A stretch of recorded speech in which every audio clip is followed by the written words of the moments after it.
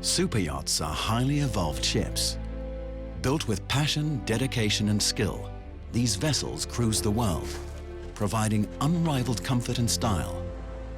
Some showcase pioneering technology, others boast exquisite craftsmanship. 65 meters, 320 tons, mahogany, completely sealed in epoxy, 3-mast, 3-sail schooner. In Superyachts, we reveal the tricks of this most glamorous of trades and introduce you to the people who make the dreams of the globe's richest tycoons come true. This is Superyachts.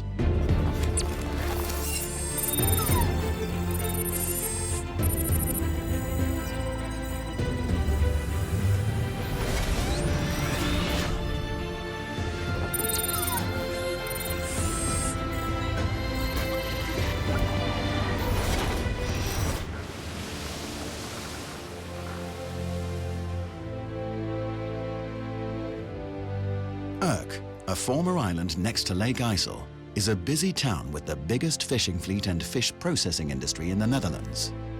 One of the country's oldest shipyards can be found here, run by the same family that founded it in 1764.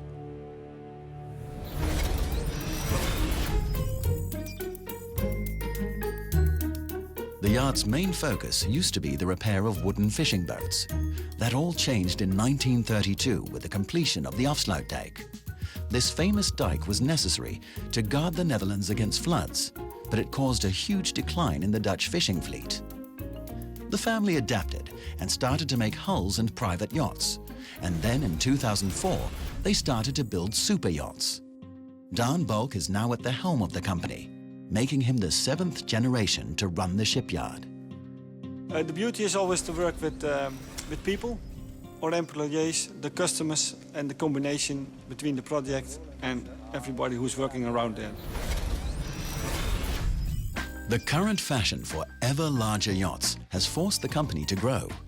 They now have 3 slipways, and up to 130 people work at the yard on a daily basis.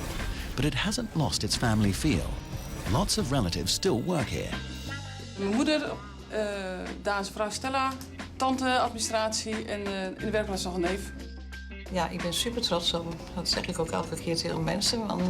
Dat ik echt zo trots was, juist waaraf hij toen hij 30 was en 1 keer ervoor stond en het moest doen. Ik hoop ook dat misschien de opvolgende nog komt. Maar ja, dat duurt nog wel even.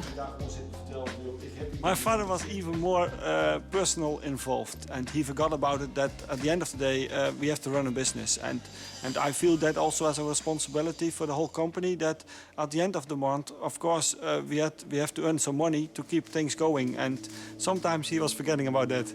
Yeah. The shipyard's latest project is the Mikhail Esperantsov, the biggest classic sailing ship in the world entirely made of wood. It's 65 meters long and 10 meters wide, classical on the outside and radical on the inside. Esperantsov is unique because she's at the moment the largest wooden sailing yard. I think she's unique by the traditional way she is built. The build started at a Turkish shipyard, but now the initiator and driving force of the project, Valery Stepanenko, wants the ship to be completed in the Netherlands. Mr. Valery Stepanenko is a person who likes tradition, he likes the old way, and that's how this yacht is building, so that makes her quite special. Меня интересовало в первую очередь яхты, которые были построены из ламинированной древесины. Я обнаружил, что в 50-х годах были построены по технологии ламинированная древесина минные тральщики для военно-морских сил Франции. И мы решили попробовать, что, возможно, у нас получится построить большего размера. It's a complex project. Valery has huge ambitions for the yacht. The Mikhail Esperantsov will be a 3-master with 8 sails and a total sail surface of 1,500 square meters. Built for an anonymous owner who believes in Valery's vision. Потом это яхта, о которой я очень долго мечтал в своей жизни. И я хочу, чтобы она реализовалась. И она реализуется.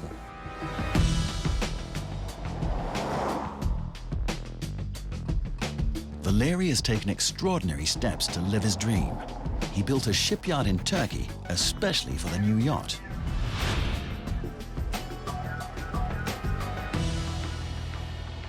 Меня часто задают вопрос, почему вы делаете то или иное. Я всегда отвечаю, мне очень интересно делать то, что никто еще не делал до меня.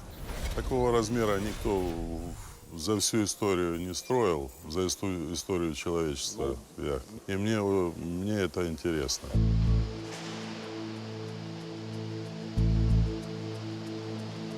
Building a ship from laminated wood requires special skills and huge amounts of materials. Это древесина из Африки и из восстанавливаемого леса. То есть, когда его срезают, на его место садят новый лес.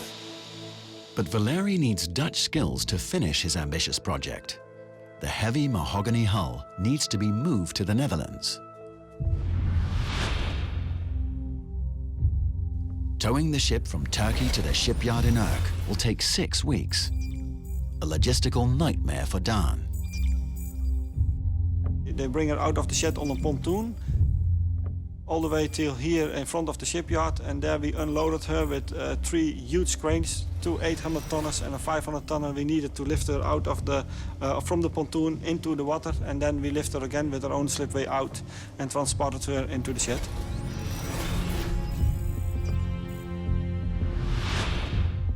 Now that the ship is in the shed, Dan can hardly hide his enthusiasm.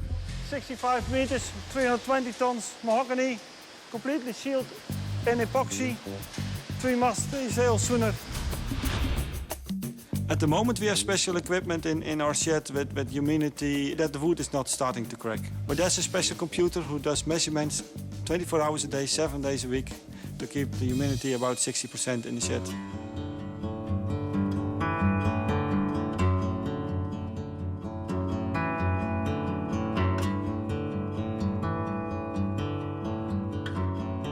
Well, here we have a mock-up of the helm position. Here we can see what it finally should look like. This is a mock-up. We checked it with the owners, and they feel comfortable with this. So this is now ready for further engineering, and then things will be built accordingly.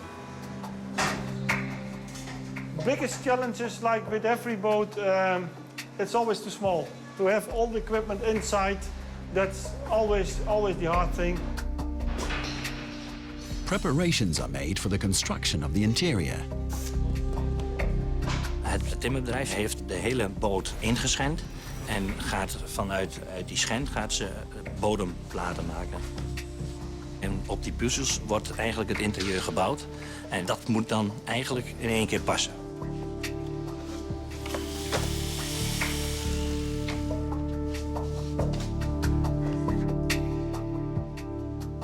But the build of the Vorontsov has some particular challenges. The Turkish shipyard only focused on the main construction, which means some important details now have to be implemented afterwards. The portholes, for instance. Het schip was helemaal dicht. Op de plekken waar de portholes komen te zitten heb je dus een massief stuk huid van 30 centimeter.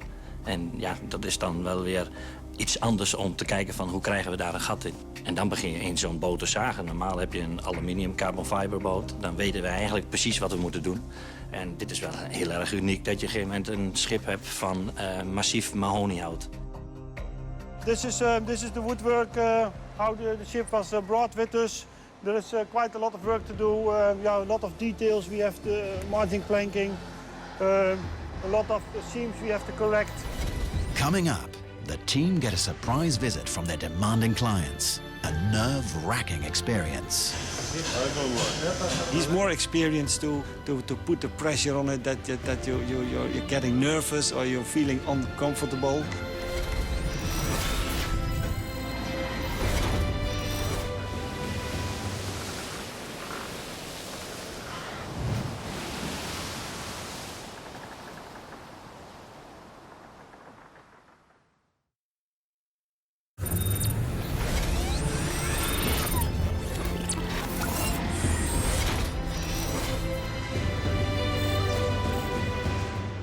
The build of the world's largest wooden sailing yacht, the Vorontsov, has been moved from Turkey to the Netherlands. The solid wooden hull was constructed according to authentic building methods. But to raise the finishing work to modern levels, the ship needs serious modifications. So parts of the ship have to be torn down and rebuilt. We hebben heel veel constructie moeten weghalen. We hebben in de machinekamer naar boven toe hebben we een stukje vloer weg moeten halen. Het trappenhuis naar beneden toe, naar de store. Want het heeft eigenlijk een benedenverdieping, de begane verdieping en het dekgedeelte. En daar hebben we hele vloerconstructies moeten weghalen en opnieuw erin moeten zetten. The mounting plates for the massive masts are a crucial detail for a sailing yacht. 3 masts are due to be fitted on the 65-meter vessel. They have to be strong enough to hold 8 sails with a surface area of 1,500 square meters. The giant booms must look like they're made of solid wood. But if they really were, they'd be too heavy for this super yacht. In Blokzeil, 25 kilometers from the shipyard, an international team of specialists are creating the colossal masts and their booms. The aluminium masts are built in the Netherlands, but the booms will be made in France, from a mix of wood and ultra-light carbon fiber. A special technique is developed that creates a traditional look whilst concealing the high-tech material. All the aluminium work, the masts are built in Holland, and this is the carbon fiber, our carbon fiber facility. And this is the place where the booms have been built. First, a layer of wood is added to the mold, followed by several layers of carbon fiber. It's a difficult technique because the materials do not adhere, but it's the only way of achieving the effect. From the outside, the 17-meter-long boom looks like a regular wood construction, but because of the usage of carbon fiber, it's a lot lighter and stronger than regular wood. If you want, it takes exactly the shape like the carbon. If you see, we have exactly the same surface. And it takes the same shape because there is some water in the wood at the beginning. We take out this water after because it's very bad for the structure and for the carbon. Special about this boom is that it had to look like classic wood and had to be strong. So that's why carbon. The difficulty about this boom is getting the wood around the carbon. We had to go through a whole circle of developing the carbon boom system because you can apply the wood later. But for the future, that could create problems, so we had to invent a new system. And the guys here did an excellent job in creating the carbon wood structure. In practical, the wood is being part of the carbon. It's one. It's not glued later. The wood is the first layer of the carbon. I cannot tell you how it goes because it's a secret. Simple as that. In the Netherlands, Valery Stepanenko pays the shipyard a surprise visit. Good morning. How are you? Good. Good work. Morning. Morning. You like this? Yeah, Yeah. really nice quality, and there was there. Now we first have It's been 3 months since he last checked up on the Vorontsov, and this time he's brought along his business partner. For Dan and his team, it's a rather unnerving surprise. he used to run very large companies. He's more experienced to put the pressure on it that you're getting nervous or you're feeling uncomfortable. Sometimes it's hard and sometimes you don't sleep very well for the night. Surprise inspections like these are often rigorous, and there is tension. This mocker. This is Yeah, that's a mocker. mock-up. Yeah, this is the highest position. It can also go lower. Yeah, it's clear. Open Like this. Да. Надо, чтобы когда открывалось, уже сразу с едой открывалось, напитками и так далее. You have to think a little bit about that. When you will open, it must be champagne, etc. Immediately on the Yeah, table, yeah. together with the open. Yeah.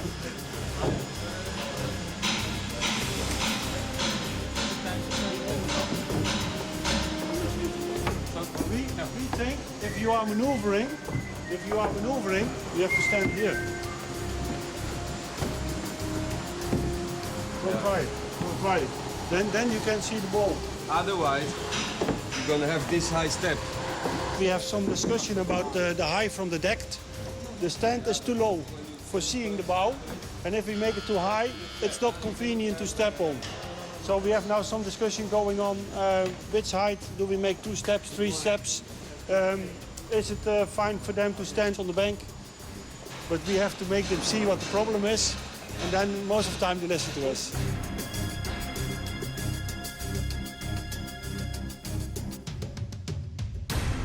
You like it? Not so bad. Nice idea. Not bad at all.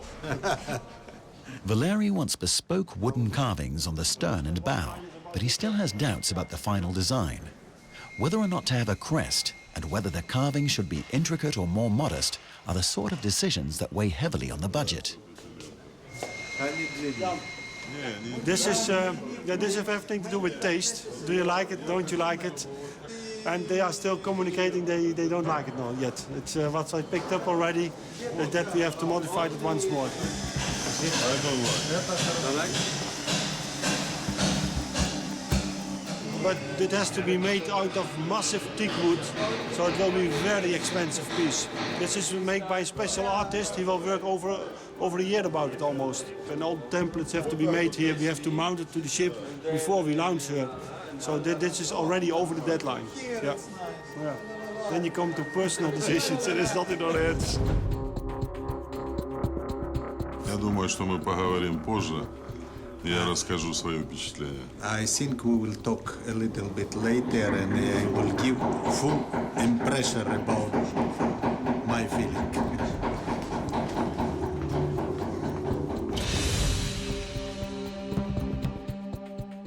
Safety equipment is vital on board a ship.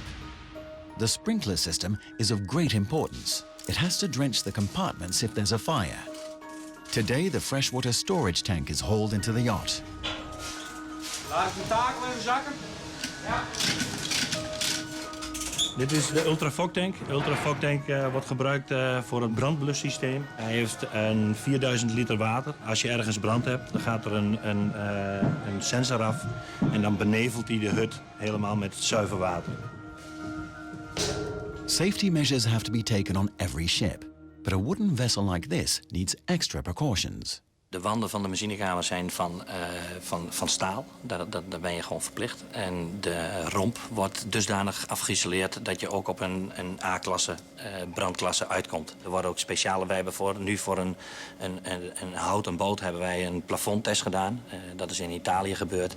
En met die test hebben wij toestemming gekregen om op die manier het plafond, zeg maar, brandveilig weg te zetten.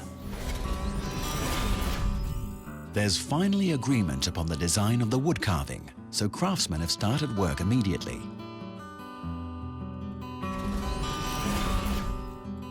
It will take about 2,000 hours to finish the ornate carving. No less than 20 layers of epoxy resin are used on the laminated teakwood veneer. This material is easier to bend along the ship's curves than solid wood. Bij fatsoenlijk onderhoud is dit met gemak honderden jaren te conserveren. Scheuren kan het niet, verrotten kan het bijna niet. Dus al zou je slecht onderhoud plegen, dat is eigenlijk een beetje, hebben we rekening mee gehouden, omdat je niet altijd een goed onderhoud kan plegen op zo'n groot schip. Dan nog moet het tegen een heleboel stoten kunnen. Ja.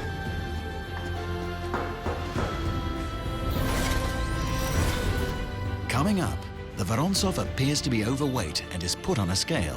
The entire ship has to be lifted in the air. Als je mijn hartslag kon horen, dan gaat hij er echt wel een paar tienen omhoog.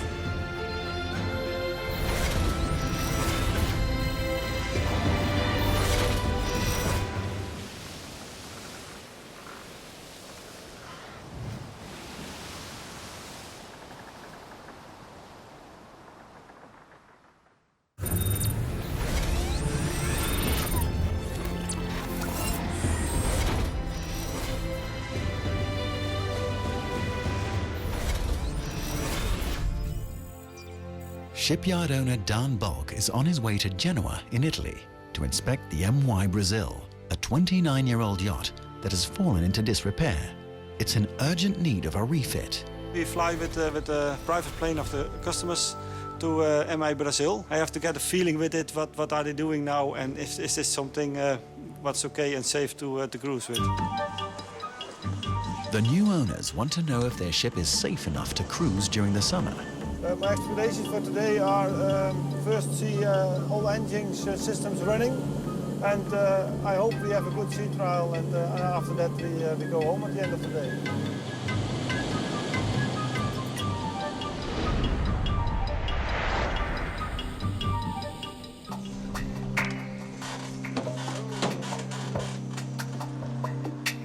The 40-meter yacht needs a refit, and Dan wants to find out what parts of the engineering have to be replaced. It doesn't look good, but the mechanics are working hard to get the ship ready for her sea trial. Oh, er moet nog wel wat gebeuren voordat wij gaan varen. We gaan ze biedt al eens eerst water vullen dan. Dan Ja. kunnen we ze biedt al eens doen. Maar jullie hebben hier denk ik nog wel een paar uurtjes werk aan, of niet? Want... Ja, een uur of... Aan de motor zelf, een uur of 2. Ja. Schat ik in. Dan uses the time before departure to assess the yacht. Oh, well, as you can see, a lot of paneling on the ceilings have to be redone. You just take one apart to have a check what the actual situation is right now. Yeah. Now further, full paint job on the exterior. Here we see a lot of corrosion, but that's yeah. There are many examples why we have to take it out. Here, for example, by the windows. You see as well that here is a lot of corrosion coming out. So these windows have to be taken apart. As you can see, the teak deck is totally gone, so we have to replace teak on all decks. This is the brake of your anchor winch, but this gasket is loose from the stainless steel that need to be replaced, but even all the bearings are out, and many things for the, yeah, it's time for a big refit, and that's why we are here. Yeah. In the Netherlands, it's time to put the solid wooden sailing ship the Vorontsov on the scale. It's vital to know the yacht's precise weight. This helps determine its center of gravity and exactly how deep it will sit in the water. Het eerste wat we nu gaan doen is de boot gaan wegen. We hebben mensen die hebben de boot van tevoren helemaal gecalculeerd van wat wij verwachten dat hij nu gaat wegen. En ja, dan gaan we zo meteen dat ontdekken als het ook bij dat gewicht gaat naderen. Ik hoop het wel, want dan zijn we er sneller mee klaar. Today, the team wants to find out if the ship's hull is still on target for an estimated weight of 301 tons. The ship is carefully prepared for the event. Snij maar gewoon bij de poot af. Ja. En dan we gaan even kijken naar een blusser. Zullen we even een brandblusser bijpakken? Ja. The yellow cradles that carry the vessel need to be able to lift off freely, so any obstructions are removed. Dock props are placed under the keel to level the ship. Hij wordt tussentijds gewogen, daarom als wij eigenlijk nu willen weten van... we hebben er zoveel materiaal in gestopt en eigenlijk niet meer de grip hebben van... joh, waar zitten we nu? Zitten we nou op de 290 ton of zitten wij op de 350 ton? Het is wel belangrijk om te weten, om deze fase al... waar het gewicht zit en waar het middelpunt van het gewicht zit. Om inderdaad tijdens de bouw al rekening mee te houden... dat het schip zometeen mooi waterpas in het water ligt. Hydraulic cylinders are placed under the yellow cradles.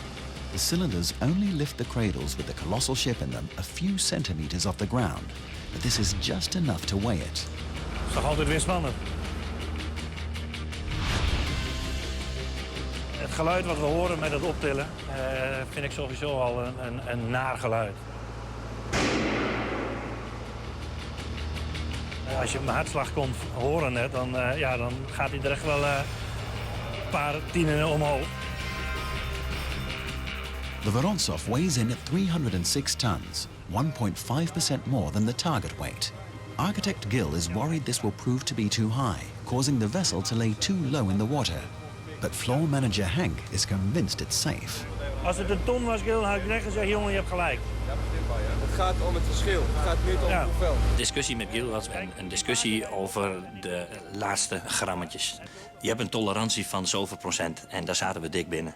En dan is het op een gegeven moment de actie die gedaan wordt, die kostte ook allemaal centen. Ik vind actie bouwen. Ja? We gaan hem neerzetten. Gill die wou nog wel even door en voor mij was het klaar.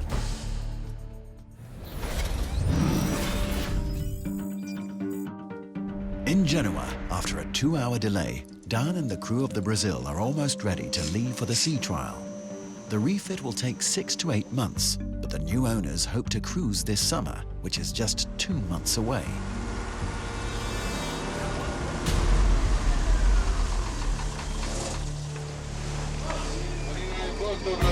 Here we are going for sea trial, maybe 2 hours, and then we're coming back, okay?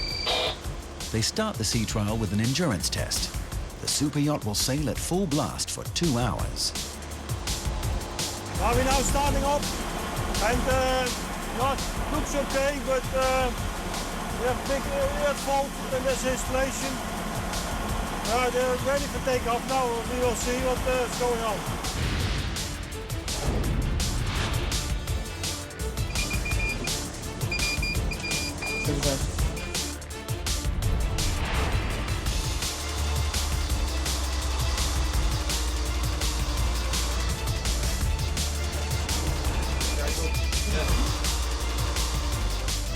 But the endurance test has to be cut short. There's a problem with the cooling system. The white foam we see on the exhaust, that indicates that we have not enough coolant water. So that engine, we have not enough raw seawater. So we have to look at that one. And it becomes a little bit hot as well, but that proves that that is not okay. The test proves beyond doubt that a refit is required. But as long as the yacht's not used for long journeys at sea at high speed, the owners can enjoy their yacht during the summer.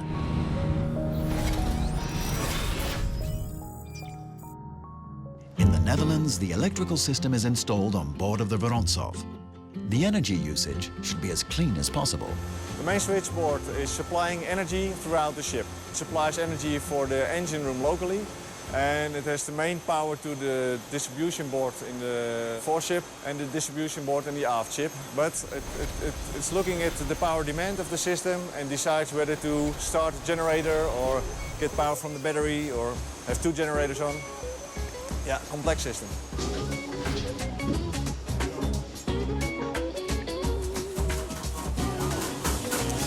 Here we have the main switchboard. We have a generator over there and on the other side as well. What we do, if we run a generator for, let's say, the generator has a capacity of 100 kilowatts and the demand on the ship is 50 kilowatts, then we use the 50 kilowatts which the generator can deliver to charge the batteries. That way we burn fuel efficiently. When there's more energy demand on board the ship, we can use the energy stored in the batteries to contribute to the power of the generator. That way we have a very nice efficiency. Yeah. For the electrical system too, this is a project of large numbers. Well, we have engineering, that's a couple of thousand of man-hours designing the system. Work on board is about roughly 10,000 working hours. We have about 80 kilometers of cable throughout the whole ship. And the power that we can distribute is 180 kilowatts. The Vorontsov will have her own wine cellar, a technical challenge given the unpredictability of the sea, the fragility of glass, and the value of the vintages. The wine cellar is completely custom-made, due to the fact that we had to make it completely in the shape of the hull of the ship. The wine cellar is at the bottom part of the ship, and that's being designed in that area because there we have the least movement in the ship and in the wine cellar to preserve the wines. For 8 full months, 3 people have been working exclusively on the SuperYachts wine cellar. It will be a special feature of this ship, storing 300 bottles. Not only does it keep the wine at the correct temperature, it holds the bottles in place even when the ship makes the sharpest of turns. The biggest challenge was to get the boxes in when the ship was in the beginning of construction. The wine cellar is made for 150 bottles of white wine, 150 bottles of red wine. Very undeep trays, where the bottles are stored under an angle of 15 degrees, and the trays are very narrow to each other. This will make sure that the bottles will stay in the trays, even when the ship is in big movements. Rigging and navigation equipment of the Vorontsov are incorporated in the masts. And when the 8 sails are not in use, all 1,500 square meters of them can be rolled up in the aluminium construction. So this is the mast already being in a very finished stage. The profile is built up in 2 extrusion sections. You see, if you have a good look to this one, there's a welding here, and there's this section here and this section here. So it's a mirror of each part. The most important thing inside this profile is the reinforcement, the engineering thinking about it to take all the forces from the stays, from the spreaders. So what you see there on the outside is not only on the outside, it's completely fixed to the inside as well. So it's completely engineered to take the loads. The difficulty of this profile as well is to keep it straight. It's a plate folded section with 2 extrusion pieces, with all the equipment welded inside, a lot of welding, a lot of heat, which is making the mast going in everywhere. I will normally say, like for each mast, we need the time like delivering a baby. So it will take 9 months. So in this respect, we're talking about 3 babies, which is 2 years, at least. The height of the masts can limit where you sail. If they're too tall for the Panama Bridge, you're in for a long voyage around Cape Horn. These masts will be 50 meters high, small enough to sail the Panama Canal, but they don't come cheap. If it's a normal shape profile, then we're talking about different figures than the front of, with all the plate folded pieces and the reinforcement there. And then you're talking about getting close to $500,000 a mast at least, without the rigging. The construction of the lightweight booms is finished, and they have arrived from the factory in France. Okay, from the mast to the masted pieces, like to these booms, which appears to look like wood, but this is carbon wood. This is a difficult process, but they came out with a very nice finish. Giant masts can exert all kinds of forces on the body of the boat, running up to 600 tons. The potentially damaging effect of these forces is kept to a minimum by using large stainless steel plates that spread the stress across a wide surface area. At the moment, I think the limits are moved way ahead of us. They are designing projects of 100 meters with a sloop, which will have a mast of at least 110 meters. So the limits are just there to be challenged. Coming up, the world's largest classic wooden sailing yacht is ready to be launched. And the 50-meter masts are ready to be placed. Stop. But will they fit?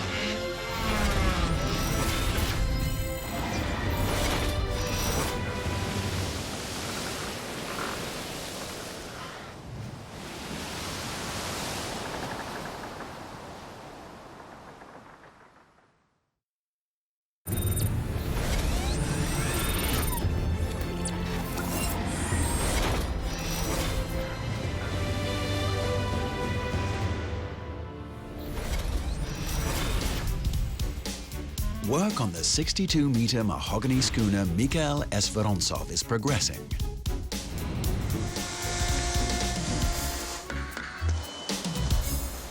The engine room is nearing completion.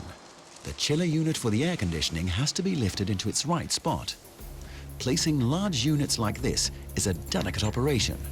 The team doesn't want to cause any damages to the wooden structure of the ship. De grote luik erboven, dat was wel goed, maar de andere luik hebben we kleiner gemaakt. Ja, past hij daardoor? Dat geeft een beetje het probleem dat wij hem heel erg moeten kantelen. Ja. En daarom hebben wij er nou ook takels tussen hangen, zodat wij hem zo recht mogelijk naar beneden kunnen laten glijden. Maar ja, dit is best wel spannend natuurlijk. Ja. De machinekamer die is van tevoren al helemaal ingemeten op de engineering. Het is heel belangrijk dat je dus daar een systeem in hebt.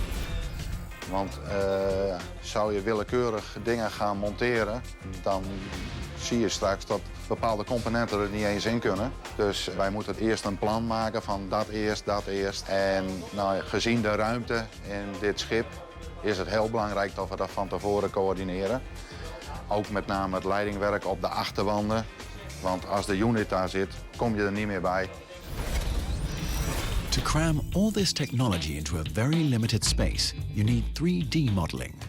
The entire ship is measured accurately by lasers. After that, everything is drafted out in detail.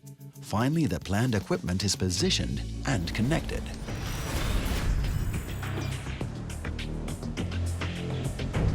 Nou, dan gaan we weer. Hier wel uitkijken met... Ja, gaat goed. Ja.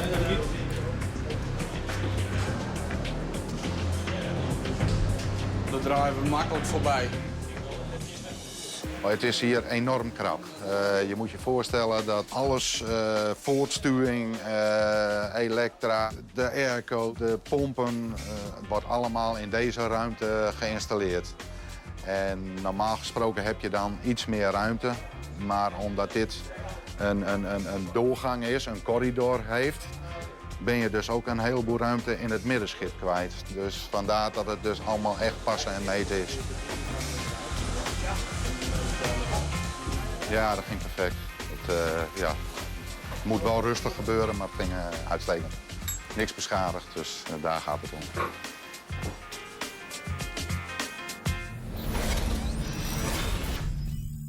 Everybody works hard to meet the deadline for the launch. The masts can only be placed once the ship has left the shed. But weather conditions make it difficult to meet the schedule.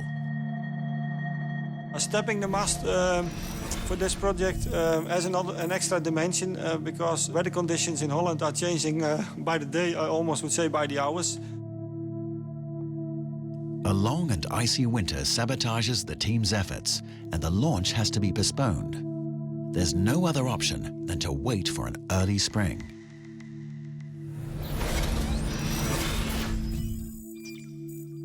Five months later than planned, the yard can finally prepare everything for the launch. But the delay hasn't influenced the team's spirit. Ja, dat heeft een combinatie met dingen die nog net niet klaar zijn. Ze waren ingevroren, dus we konden niet naar buiten toe. En dan pak je het in januari pak je het weer opnieuw op. En dan wordt het eigenlijk, is iedereen weer fris en monter. En dan gaan we een nieuwe datum pakken, dan gaan we het water in. At the last minute, the anonymous Russian owner of the Vorontsov has decided to attend the launch. And he insists on inspecting the inside of the yacht before the ship leaves the shed. But the interior is made damage-proof, so the team is working frantically to remove all those protective layers of plastic and cardboard.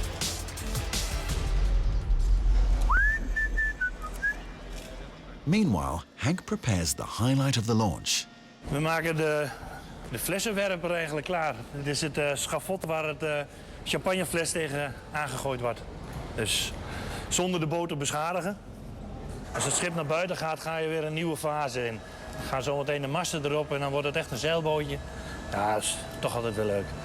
Op een vijfde deel ongeveer. Laat hem eens los. Pof. The woodwork of the ship was finished on time. Ja, het houtsnijwerk is hartstikke mooi geworden. Er is inderdaad ontiegelijk veel uren in weggesneden. Vervolgens is alles geschilderd. Dus ja, je ziet niet zoveel meer van het hout. Maar goed, dat zie je ook niet van het schip, want die is ook helemaal wit geschilderd. Dus wij weten dat het gewoon echt houtsnijwerk is. En de eigenaar is daar ook zeer tevreden over dat het ook met hout gebeurd is en niet met kunststof. Ja, wil je even kijken als dat past?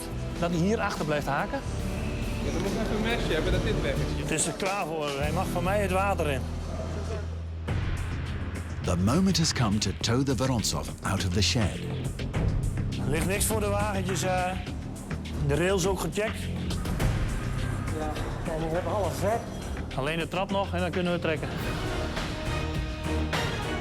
After 18 months of hard work, the 500-ton wooden ship is ready to show herself. Daylight for the first time for her. Yeah, yeah, it was an exciting moment. If you plan things like that, you can have a stormy day and so. Circumstances are perfect as well, so I think we will be fine. В жизни немного важных дней бывает каждого человека. Но сегодня как раз тот день, когда мне очень волнительно и в то же время очень радостно. Я давно мечтал о такой яхте, что когда-то она реализуется. Последние 6 лет эта яхта была в моей голове, в моих руках, в моих делах. И сегодня этот день для меня очень значительный. Now that the ship is out of the shed, the team has to move her towards the water. This is done with a special ramp car. But moving a ship of this size and weight is never an easy job. There are a few lumps in the ramp car's railway, so caution is required.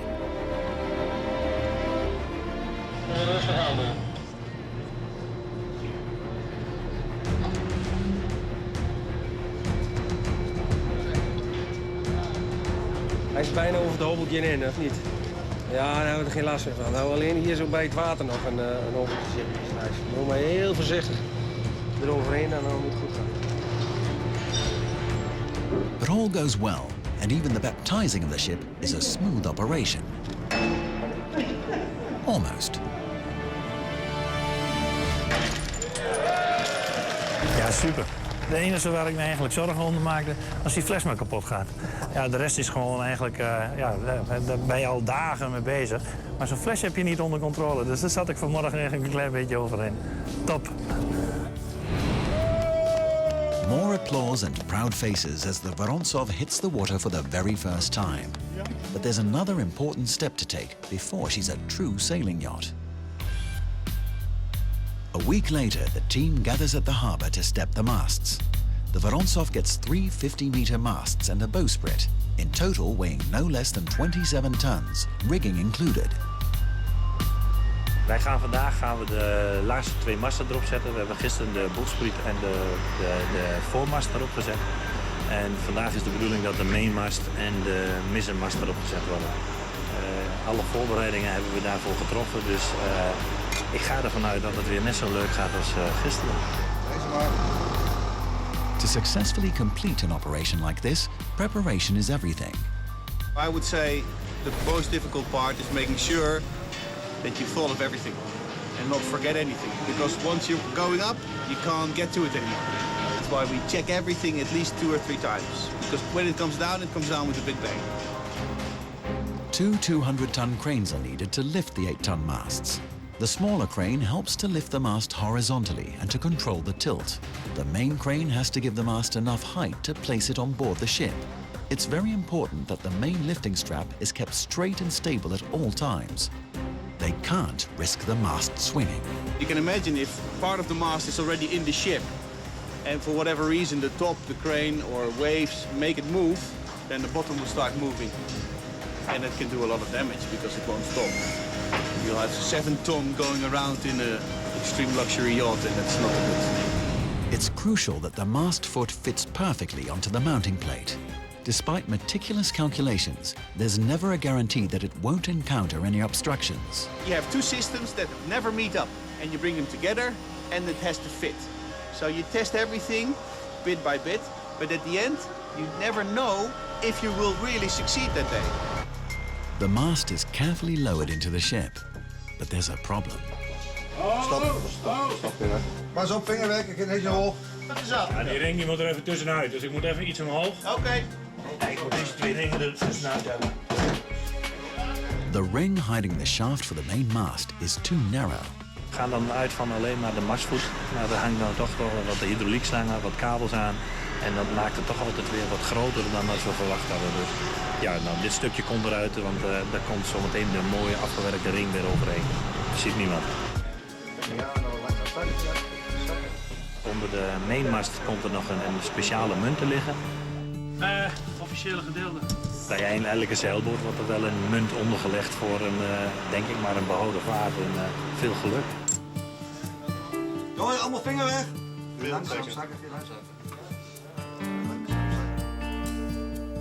Once the main mast is placed and secured, the same procedure is repeated for the mizzen mast, the rear mast of the 3. And at the end of the day, the Vorontsov is the proud sailing ship she was intended to be.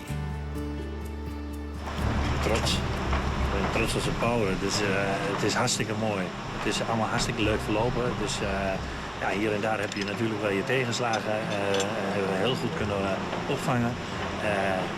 Het scheepje ligt er nu hartstikke mooi bij. Ja, het is voor mij ook fantastisch, want dit is het eerste houten jacht wat ik ook heb mogen meehelpen bouwen. En ik denk dat het fantastisch is. Super. And Valeri already has plans for a new build. Да, мы сейчас работаем, уже строим судно 141 метр из древесины. Это будет очень фантастическая яхта, чего никогда не делал никто вообще в жизни человечества. That's the future. Today, the Mikhail S. Vorontsov is the largest all-wooden classic sailing yacht in the world.